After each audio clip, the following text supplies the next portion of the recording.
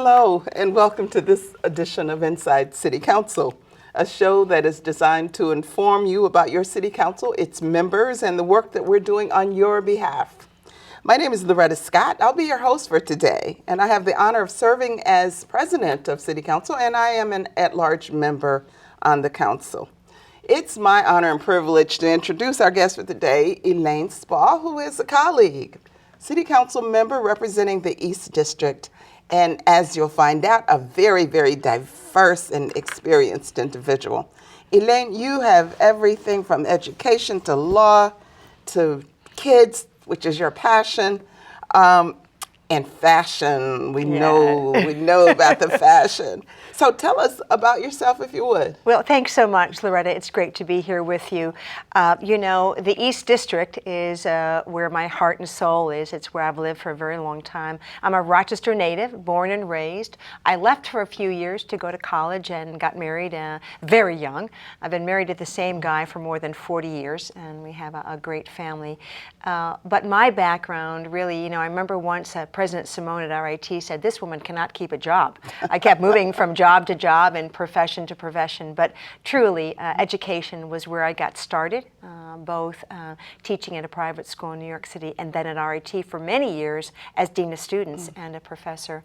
Then I moved on to become a lawyer, and I practiced corporate tax law. I don't see you I there, know. Elaine. Well, it was 3 years. I ended up thinking, wow, I got to get out of this place. Although Nixon Peabody was a dream. It was a dream. They were so wonderful and great legal practice. But I wanted to get back to the community, and so I went to the Center for Youth. During that time, for 12 years, actually just until last year, I also taught for the law school in Buffalo.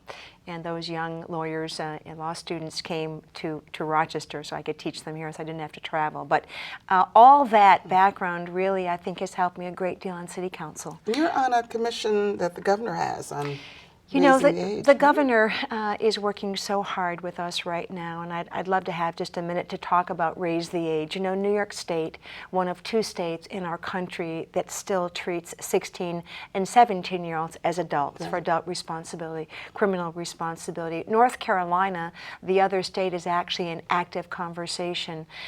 We are hoping that by tomorrow or Thursday, this legislation is passed. It has not passed yet in the Senate.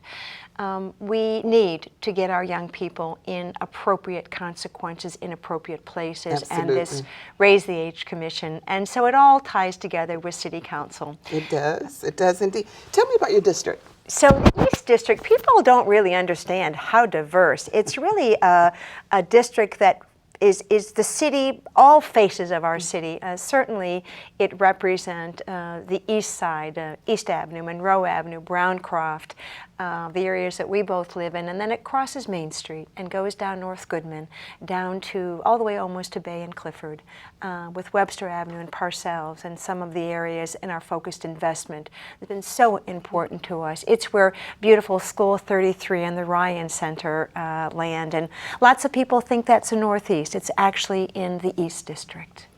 Now, one of the committees the committee that you chair is Arts and Culture. Yeah. Now, if you look at that committee and what's located in your district, tell us how that coincides.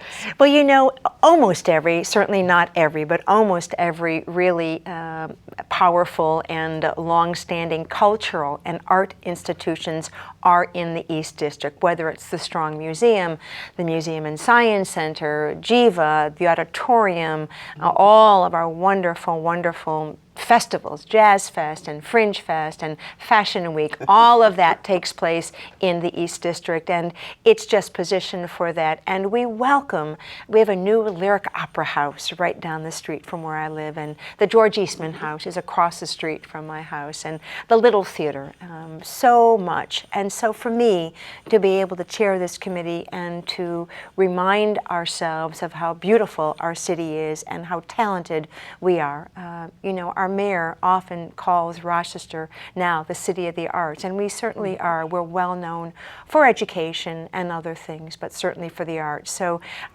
we don't have a lot of legislation, but what we have is really great. Absolutely, Yeah. Absolutely. Now, you're also on public safety, youth, and recreation. Now, we know your passion for youth, Yeah. so that fits right in. Tell us some of the stuff that you're doing with that and with the center for that matter. Sure. Well, again, sometimes all worlds collide and align beautifully. Yes. So my work, I left Nixon Peabody practicing corporate tax law and went to work at the Center for Youth. And I was there when I was approached to consider a run for city council when Lois Geis retired. I would never have run against Lois. She was longstanding. But when she left, I thought, okay, let me see how I can help.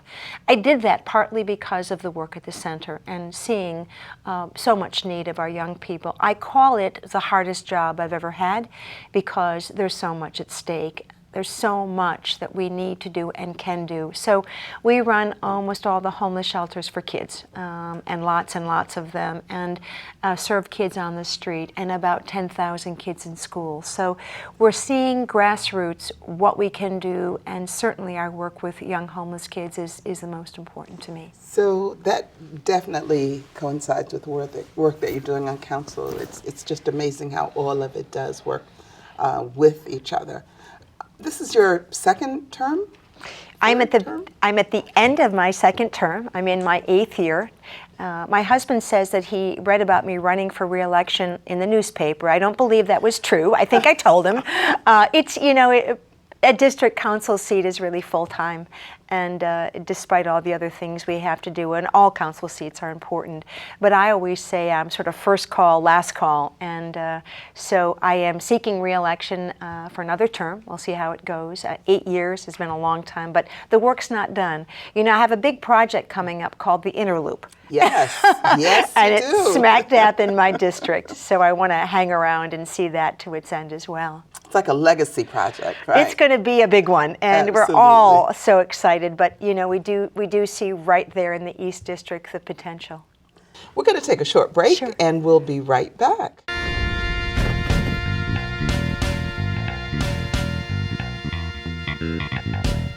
Here we are on East Avenue in front of my favorite place, the Little Theater, which represents to me the diversity, the culture, the beauty, and the commerce of our city. I love the East District, and I'm so proud to represent it.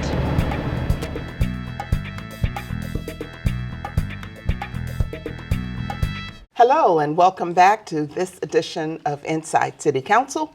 My name is Loretta Scott, and with us today is City Council East District Representative Elaine Spaull. Hello, we're back. Hello again. Elaine, you're the chair of our Arts and Culture Committee. Mm-hmm. And as we mentioned during the break, this is a new committee. It is, yeah. As president, I thought it was important to establish that committee because arts and culture has a tremendous, and can have a tremendous impact on the vitality of our city. You certainly know about that, given your district. Tell me about the kinds of things, the kinds of legislation, the kinds of activities that are going on that come through your committee. Well, I was thrilled, Loretta, when you took the step to add arts and culture as a separate committee. It's not only symbolic, certainly we have legislation, we actually have some this month, but it's more than symbolic. But it is really our way of identifying and reminding ourselves. During my 8 years, we've been through 2 parts of Art Walk, a total transformation of the Village Gate area, the addition of festivals and certainly Fringe Fest and Fashion Week and so much more, the addition of the Lyric Opera House. We actually have celebrated expansion at the Museum and Science Center, total renovations at the Memorial Art Gallery. Think about what we did there and how much City Hall and City Council was involved with that. So this committee really does deserve to be standalone, and I appreciate that because you took that lead. The energy behind arts and culture just doesn't ever seem to end. I read today about a new Street of Lights festival coming to the East End in July. We have a bicycle race, which is sort of arts and culture, coming again back this summer, the Criterium. I hear we're having a hamburger festival. We could celebrate almost anything in this city. And, besides all the neighborhood festivals, of course, we have the Park Avenue Fest as well. But it is these long-standing, beautiful institutions and the architecture. I mean, one of the things we forget about, one of the things we've tried to celebrate so much in Fashion Week is going to spaces and places that celebrate old buildings. Now, you don't think often of architecture as creativity and beauty and arts and culture. But truly, if you think about our buildings, we've been smarter lately because we've been renovating them and turning them into beautiful things versus taking them down. That's a form of arts and culture. Tell me why you think that our increased attention and focus on arts and culture is important to Rochester. Well, for several reasons. We are trying desperately to retain our young people, aren't we? We love that we have thousands and thousands and thousands of young people here for school. We would like them to stay. And we hear from them that they're more likely to stay when there's an opportunity for what we call placemaking. And placemaking in the creative class of people takes place in arts and culture, in small ways and big ways. You have to have bicycle paths. You have to have cool coffee shops. You have to have great magazines. You have to have both print and video and film and music and art. And we're seeing more and more of that. If we want to retain our young people, we have to have that. And then just for all the rest of us, our quality of life is so enhanced. We have an intellectual curiosity. We have a joy that comes from the arts. You know, I run out of School 19 a small group of, there's about 60 sixth graders who play the violin.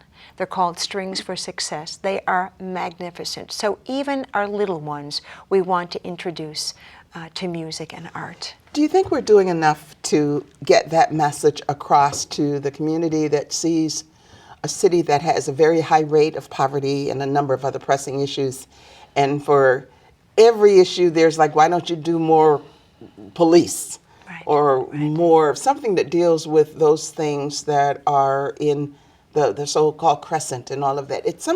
Do you think that we are clear about how important that part of what we are offering as a city government is, in contrast to the other issues that we're facing? Well, I think the good news is that what we've done is encourage private partnerships in so many of these. While there's always a hope that the city government will help out, I don't think we're taking away from neighborhoods and others. What we're doing is really leveraging, maybe putting a little bit out there and then having people match it over and over and over again. The Lyric Opera House is a good example. We are certainly helping and Comita's helping, but that's a private partnership that's stepping up. The MAG work, all the renovation at Memorial Art Gallery, all the work that went on the Village Gate and that whole Art Walk too, was really leveraging state and federal dollars. So I like to say we wouldn't have the money but for these projects. You know, government funding comes in very specific. So if we have a program that's meant to address roofing, you're probably not going to be able to put a concert on with that money. So I think it all works together. We want our folks, all of our folks, all 210,000 of them, to have a vibrant life, quality of life, to enjoy. We always want to have things for free. We always want to have $10 tickets or $25 tickets. We don't always want to have high-priced anything. We have free concerts. You know, the RPO is doing concerts in pocket parks this summer. Right. They're doing more and more of that, absolutely open and free, and celebrating our neighborhoods. I think we are doing the right thing, and why shouldn't we invest music and art in some of our neighborhoods? True. So we go from one end of the spectrum to the other, and I think that's a good thing, because we go from free in the neighborhoods and pocket parks to the Jazz Fest has grown tremendously. Tell me what you think the impact of that event has had on the city. Well, those of us who live close by, I can tell you, I could hear Trombone Shorty from my backyard. You're doing the intro. Yeah, and I'm doing the intro for Trombone Shorty again. I'm so excited. You know, we know every year, I don't know what they're even estimating this year, millions maybe over, just to have that number of people coming to our downtown and feeling safe and feeling connected. And when I do, as you have done, look out over that crowd, when you introduce someone on a big stage, you see all shapes and sizes. And we love that. And I do think that we need to remind ourselves that we can do this safely. We can always offer free. We can always welcome everybody and make it be the kind of thing we're proud of. You know what could be considered to be a backhanded compliment? When people say, this doesn't feel like Rochester. And that's what they say for a number of the events that we have going. Jazz Fest, Fringe Fest. You're on the board for Fringe Fest, right? I am. Fringe Fest and Fashion Week also. You know, when I first started Fashion Week, somebody said, how do I get a ticket on the bus? And I said, what bus would you be taking? And they said, the bus to New York City. And I said, no. We're not going to New York City. We're having it right here. So that was exactly the right. They said, it doesn't feel like Rochester. You know, we try not to be offended. And we know that actually it is a backhanded compliment. But we got it all right here. We don't have to leave town. It's a compliment nonetheless. We've earned it, and I think we're on the right track. I do too. There's so much going on and so much more that will be happening. I get excited thinking about it. You know, I'm a former special events person, so to see what we're doing is just amazing in the way that we're leveraging dollars and making the city just come alive. We're going to take a short break, and we'll be right back.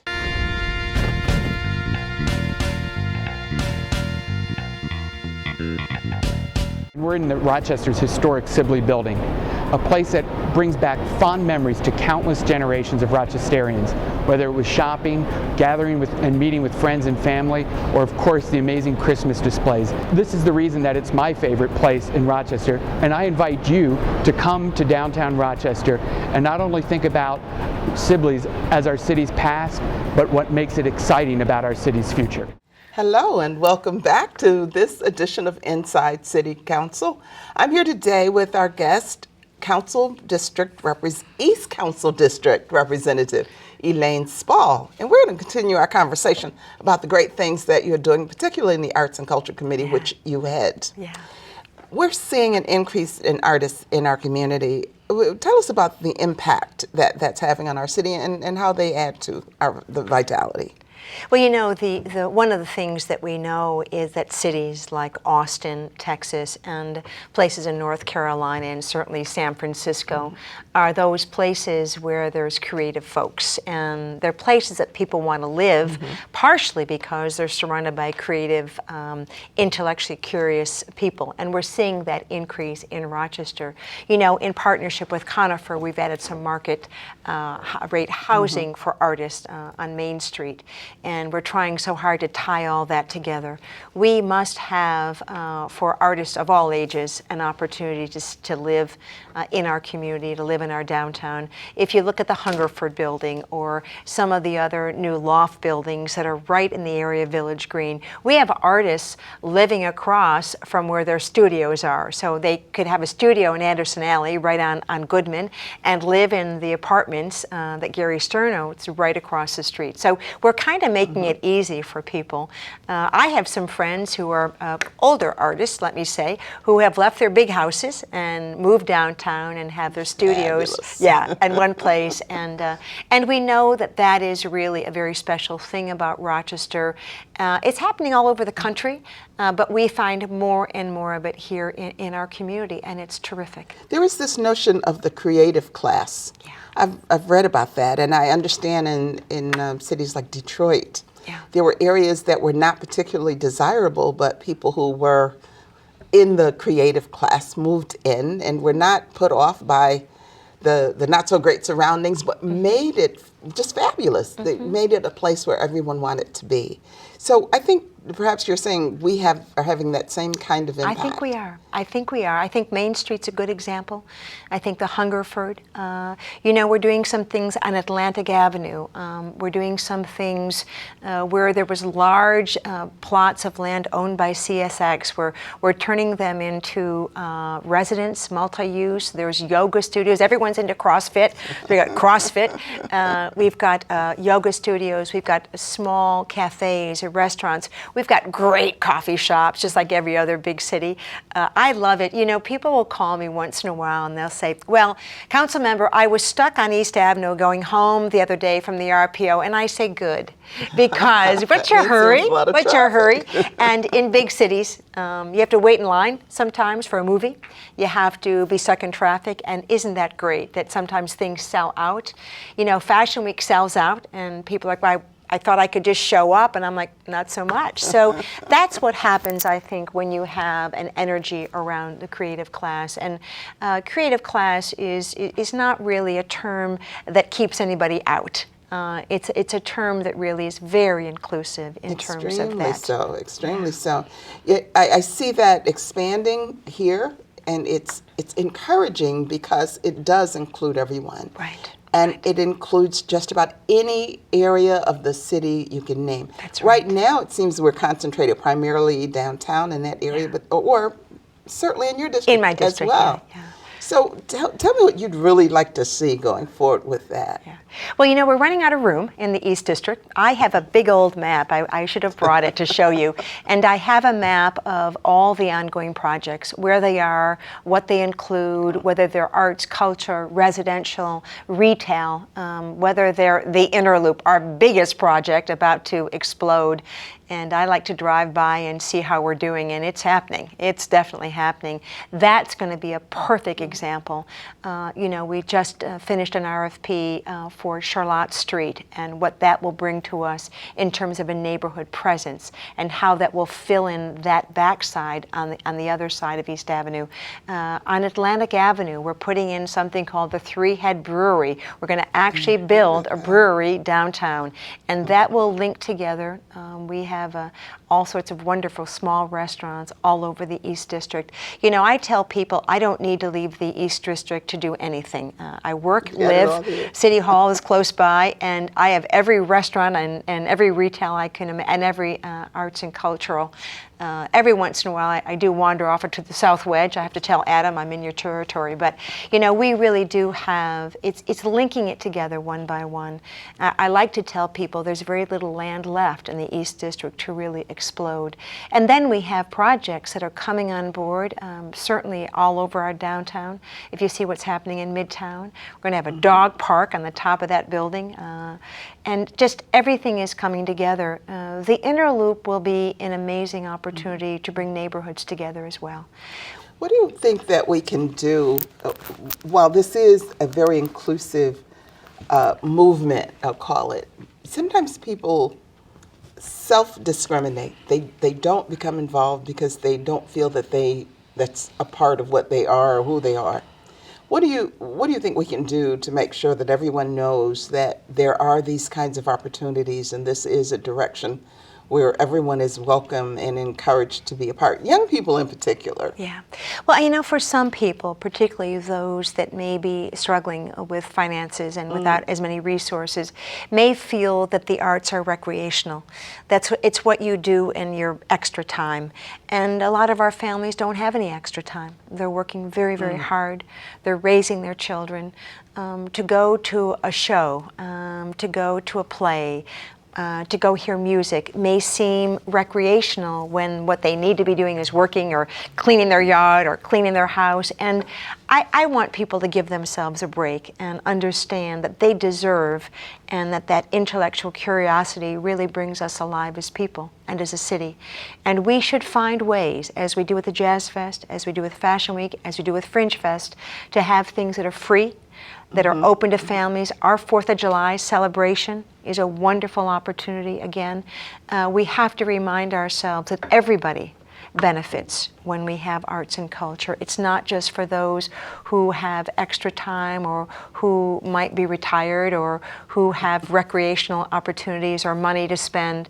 There needs to be in this city an opportunity. We were talking about the RPO playing in little pocket parks. Right. I want families to just walk down with a chair or a blanket and listen to wonderful music without having to pay the price of the Eastman Theater. We want them to do that as well. We want everyone to do that, but we want our folks to know it matters for them too. And I think we have to make sure that we encourage families to do that, because even though the RPO may play in a pocket park, the people who are in the neighborhood won't necessarily go to it unless we make them know this is for you. For you. Yeah, this is is for you. To come and join us. Yeah. You mentioned a program that you're working with young people with violins. Yeah. You know, at School 19, we introduced 4 years ago something called Strings for Success. It grew from 30 kids to about 90 kids, 5th, 6th, 7th graders. And we see increased attendance, increased grade point, decreased kind of mischief. You know, if you don't well behave, maybe you can't go to the violin practice. We've given the children violins. from all over the community. People have volunteered, and they are absolutely spectacular. And their parents will come. We're so proud of them. 6 of the kids are on the way to School of the Arts, so we see a real impact. They may not become professional violinists, but they've added a quality to their life, and it's the same quality that we want to add to our city. Outstanding, outstanding. I'd like to thank Councilmember Spaull for being our guest today. Thank you. I appreciate your time and the time you've taken to inform our viewers of all the great things that you're doing for the Mon City Council and the East District citizens. As a reminder, you can always find information about the work the City Council is doing through the city's website by visiting www.cityofrochester.gov. www.cityofrochester.gov.